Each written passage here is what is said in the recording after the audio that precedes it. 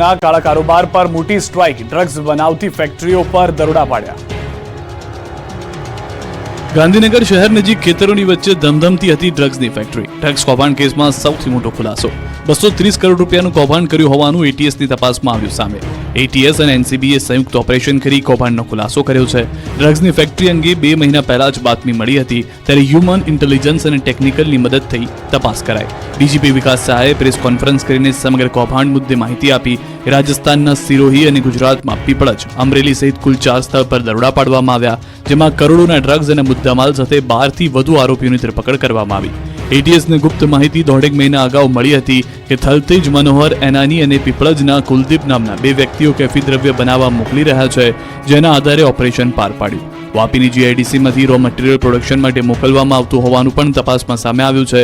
મહત્વનું છે કે કેફી પદાર્થો પકડવા ચૂંટણી પંચ દ્વારા ભાર મૂકવામાં આવેલો, જેમાં 80 જેટલા કેસ કરી 162 આરોપી પકડી 3 કરોડથી વધુનો મુદ્દામાલ પકડવામાં આવ્યો છે. અમરેલીના પીપાવાવ પોર્ટમાં એક સાથે 7 સિંહોનું ટોળું લટાર મારવા નીકળ્યું તો રાજુલામાં દીપડાનો પાણી પીતો વિડીયો વાયરલ. પીપાવાવ પોર્ટ પાસે રસ્તા પર 1-2 નહીં પણ 7 સિંહોની લટાર જોવા મળી. ભાગ્યે જ જોવા મળતા દ્રશ્યો સર્જાયા, કેમ કે કહેવાય છે કે સિંહના ટોળા ન હોય, પરંતુ અહીં તો એક સાથે 7 સિંહો લટાર મારી રહ્યા હોય એવા દ્રશ્યો દેખાયા. અમરેલીના પીપાવાવ પોર્ટનો એક અદ્ભુત વિડીયો સોશિયલ મીડિયામાં વાયરલ થઈ રહ્યો છે. પીપાવાવ પોર્ટના રસ્તા પર 7 સાવજ મોજથી લટાર મારતા કેમેરામાં કેદ થયા. રસ્તા પરથી પોતાની અલગારી મોજમાં પસાર થઈ રહેલા ડાલામથ્થાનો વિડીયો સામે આવ્યો છે. પીપાવાવમાં સિંહોની સવારી તો રાજુલામાં દીપડાનો ડર. રાજુલાના કોવાયા ગામમાં પાણીના હવાડા પાસે દીપડો આવી ચડ્યો હતો. મોડી રાતના સમયે પાણી પીવા આવેલો દીપડો પણ કેમેરામાં કેદ થયો હતો. ઉલ્લેખનીય છે કે પીપાવાવ વિસ્તારમાં સિંહ અને દીપડાની સંખ્યામાં વધારો થઈ રહ્યો છે. તો છેલ્લા કેટલાક સમયથી જંગલી પ્રાણીઓનું માનવ વસાહતો તરફ વારંવાર થઈ રહેલા આગમનને પગલે નાગરિકોમાં પણ ફફડાટ જોવા મળી રહ્યો છે. ખૂંખાર દીપડો દેખાતા વલસાડના અતુલ પંથકના લોકો ફફડી ઉઠ્યા. દીપડાની લટાર સીસીટીવીમાં કેદ. વલસાડ જિલ્લામાં ફરી એકવાર રહેણાંક વિસ્તારમાં દીપડાએ દેખા દીધી. દીપડાના આંટાફેરા સીસીટીવીમાં કેદ થયા. દીપડાના આ ડરામણા દ્રશ્યો જોઈને ભલભલા કંપી ઉઠે. આ વખતે વલસાડના અતુલમાં જાહેર રસ્તા પર એક દીપડો લટાર મારતો સીસીટીવી કેમેરામાં કેદ થયો. રાત્રિના સમયે સુમસામ રસ્તા પર દીપડો બિંદાસ્ત રીતે લટાર મારતો દેખાયો. મહત્વપૂર્ણ છે કે આ અગાઉ પણ જિલ્લાના અનેક વિસ્તારોમાં દીપડા દેખાવાની ઘટનાઓ બની ચૂકી છે. ખોરાકની શોધમાં રહેણાંક શહેર ગામો તરફ હિંસક પશુઓ આવવાની ઘટનાઓ વધી રહી છે. અગાઉ અનેકવાર દીપડા રહેણાંક વિસ્તારમાંથી ઝડપાઈ ચૂક્યા છે અને ફરી એકવાર અતુલ કોલોની વિસ્તારમાં દીપડાની હાજરીને કારણે લોકોમાં ભયનો માહોલ છવાયો છે. સ્થાનિક લોકોએ આ અંગે વન વિભાગને જાણ કરતા વન વિભાગે દીપડાને સકંજામાં લેવાના પ્રયાસો શરૂ કર્યા છે. ચૂંટણી નજીક આવતા જ રાજ્યમાં અમિત શાહે પ્રચારનો મોરચો સંભાળ્યો. જામકંડોરણા અને ભરૂચમાં સભા યોજી. કેન્દ્રીય ગૃહમંત્રી અને ગાંધીનગર બેઠકના ઉમેદવાર અમિત શાહ આજે પોરબંદર લોકસભા બેઠકમાં આવતા જામકંડોરણામાં ઝંઝાવતી પ્રચાર કર્યો હતો. અહીં તેમણે જનસભા સંબોધીને વિરોધીઓ પર વાકબાણ ચલાવ્યા. 370ની કલમ સહિતના મુદ્દે તેમણે કોંગ્રેસ અને રાહુલ ગાંધી પર આકરા પ્રહાર કર્યા.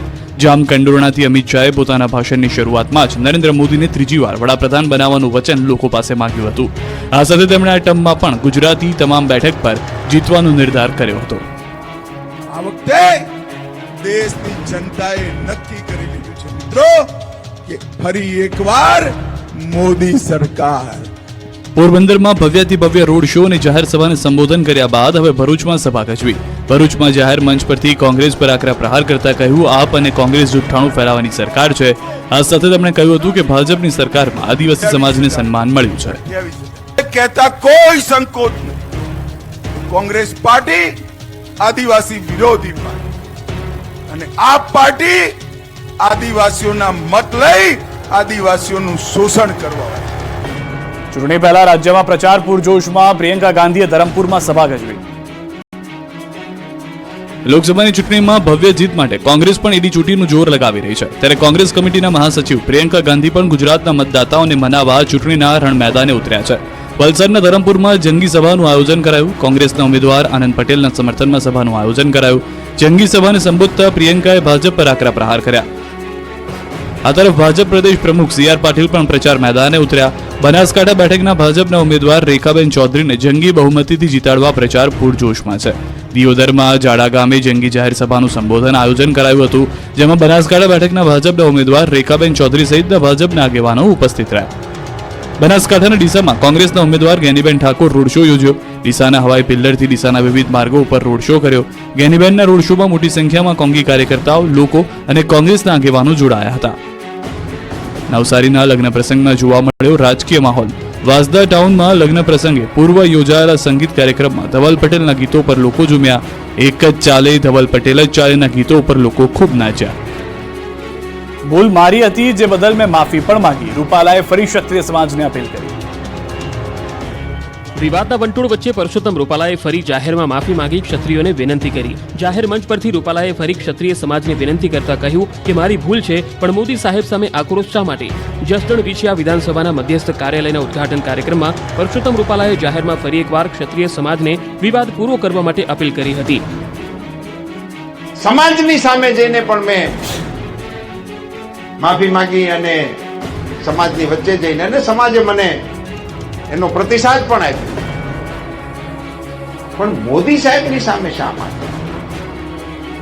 રૂપાલાએ એમ પણ કહ્યું કે ક્ષત્રિય સમાજે રાષ્ટ્ર ઘડતરમાં મહત્વનો ફાળો આપ્યો છે. ક્ષત્રિય સમાજની સમજદારી માટે વંદન કરું છું. મેં ક્ષત્રિય સમાજની સામે જઈને માફી માંગી લીધી છે. ક્ષત્રિય સમાજે મને પ્રતિસાદ પણ આપ્યો છે. તેથી ક્ષત્રિય સમાજના આગેવાનોને મારી વિનંતી છે, સમાજના આગેવાનોની સાથે સમજણનો નવો સેતુ બાંધવાનો પ્રયાસ કરીએ. પૂરજોશમાં પ્રચાર થઈ રહ્યો છે. એક ઉમેદવારે ગાડીમાં જ બનાવી દીધું હરતું ફરતું કાર્યાલય. ગુજરાતમાં 7મી મેના રોજ લોકસભાની ચૂંટણી માટે મતદાન યોજાશે.